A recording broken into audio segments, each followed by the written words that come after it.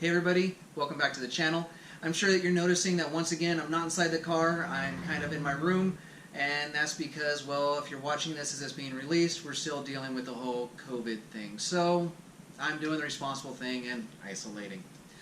However, summer is coming up and hopefully we're going to get a handle on this soon, and so we're going to hopefully be driving our cars outside and we're going to want a nice working AC system.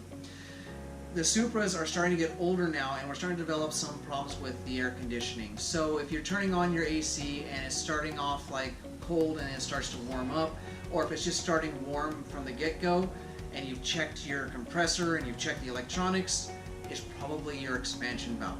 So I'm going to talk about how to check and replace the expansion valve in this video. I was really surprised when I did mine about a year ago that there was no videos or write-ups on how to do this, seeing how it's a pretty common issue that happens with the air conditioning system. So I thought I'd go ahead and make this video for you guys.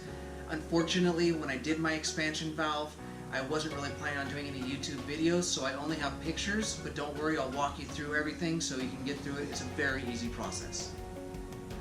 Unfortunately, you can't test the expansion valve yourself. You're going to have to take it down to an AC shop and have them run a check on the system. Most AC shops I've been to tend to charge around $50 or so to run a complete diagnostic. They're going to let you know about the compressor, the electronics, and various other things. What you want to ask is what the PSI is on the high side versus the low side. If they're the exact same or remotely close, that means that you're going to have a bad expansion valve. Once you notice the expansion valve, you're going to have to pick up a few things. Of course, you're going to have to pick up a new expansion valve. I recommend going through Rock Auto. They tend to have the best prices when it comes to parts. I personally got the Denso brand expansion valve that fit my car because Denso was the original brand that was used on the car, so it was pretty much the OEM part. You can go through Toyota, they may still have them in stock, but why bother? You're going to pay the Toyota premium on getting a part that's pretty much the same thing.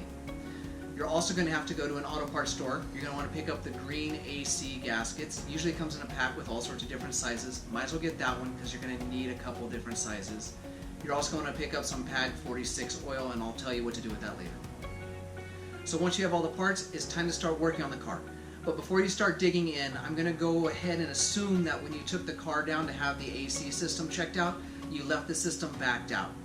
If you didn't, or if you just decided to skip that step and decided to replace the expansion valve anyways, take the car down to a professional, have the freon backed out. You do not want that system under pressure when you start working on the car because you're going to start breaking open the lines. So the first step is to remove the glove box. Go ahead and open up the glove box, and you're going to notice right at the top there's two Phillips head screws. Go ahead and remove those. Sorry, the picture's a little blurry, but unfortunately it's what I've got for right now. I promise the rest of the pictures are much better. At the bottom of the glove box there's going to be two 10mm bolts. Go ahead and remove those as well, at which point in time the glove box is going to drop down. There's going to be two sensor connectors attached to the top of the glove box.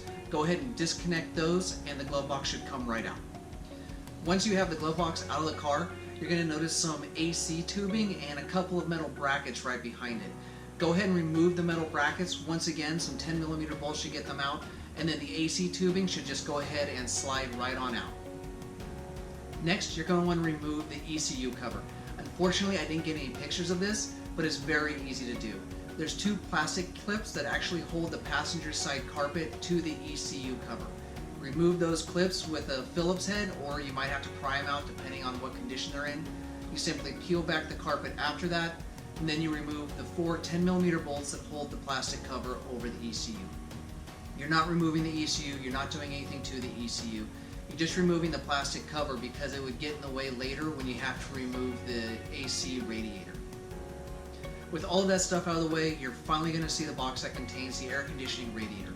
It's hard to miss, it's got that big white front on it. The first thing you're going to do is you're going to remove the bolts that hold the under tray part of that box. It's going to let it drop down and it'll make it easier to get the radiator out later on. Then you're going to remove the bolts that hold that white plastic cover in front. Once you remove the white plastic cover, you're finally going to be able to see the air conditioning radiator, and that's what the expansion valve is attached to. Now we're going to move to under the hood.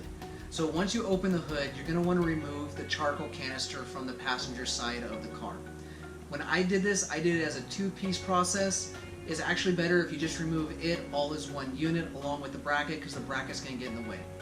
Also, you're going to want to remove the hose from underneath the passenger side fender. So you're going to need to take off that plastic fender inner liner, and there's going to be a hose. It's just a simple clip, pull the hose, everything then comes right on out. Now that the charcoal canister and bracket are out of the car, you should easily be able to spot the air conditioning lines running into the firewall. On the other side of that firewall is the air conditioning radiator that we were working with earlier. All you need to do at this point is remove the two 10mm bolts that are holding the air conditioning lines to the radiator. Also, what I did, I don't know if you have to do this, is there's two 10mm bolts that are holding a metal bracket up against that connection. I don't know if you need to loosen it to get the air conditioning radiator out. I did it anyways. Don't remove it completely, just loosen it, and it came out just fine for me. Now we're going to head back into the cabin. You're going to go back to where the air conditioning radiator was, and you're simply just going to grab it and pull.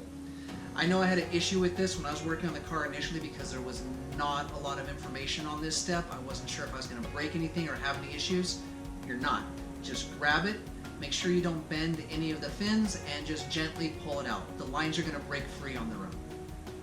Congratulations, the hard part is over. You've got the air conditioning radiator out of the car. As you noticed, the expansion valve is attached to the radiator. What I did is I put a piece of cardboard down just to kind of protect the radiator, and you just need a couple of Allen head bolts to remove the expansion valve from the air conditioning radiator. Now that you've got the expansion valve off, you're going to notice that there's a couple of old air conditioning gaskets on the lines. Go ahead and pull those off. Sometimes they come off real easy, sometimes I had to pry them off with a small screwdriver. You're going to want to replace them with the new green AC specific gaskets that you picked up at the auto parts store. Before you put them on the lines, make sure you lube them up with some of that PAG 46 oil you picked up at the auto parts store as well. After you've replaced the gaskets, go ahead and install the new expansion valve, and we're ready to start putting things back together. So now that the new expansion valve is attached to the air conditioning radiator, you're ready to put that back in the car. But before you do, it's time for the hardest part of the job. As you remember, there was the two air conditioning lines that were attached to the air conditioning radiator. You're going to want to remove those old air conditioning gaskets as well and replace them with new ones.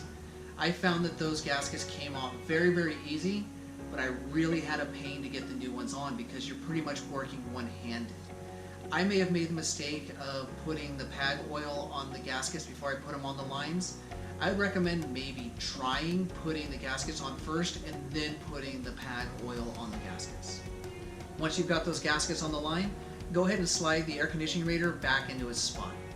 You then want to go back to the engine bay and attach the air conditioning lines, reattach those two 10mm bolts, tighten up the brackets, and then you're going to assemble everything else in reverse of what you did earlier. And that's pretty much about it. There's one more thing you need to do though, and that's recharge the system. You can either take it to a professional and have them do it, or you can do it yourself. If you do it yourself, don't forget to look online to find out what the proper amount of PAG oil you need to add to the system before you add your freon. You don't want to damage your air conditioning system after you put so much work into it yourself. And there you go. Hopefully when you turn on your AC system, you're getting hit in the face with a blast of cold air and you're ready for summer. If you have any questions or you feel there's anything I missed, go ahead and post in the comments down below and I will respond to you. If you like this video and others I've done, don't forget to subscribe to my channel. Also, don't forget to hit that like button. Let me know you like this video. I thank you all for watching, and I'll see you all out on the road.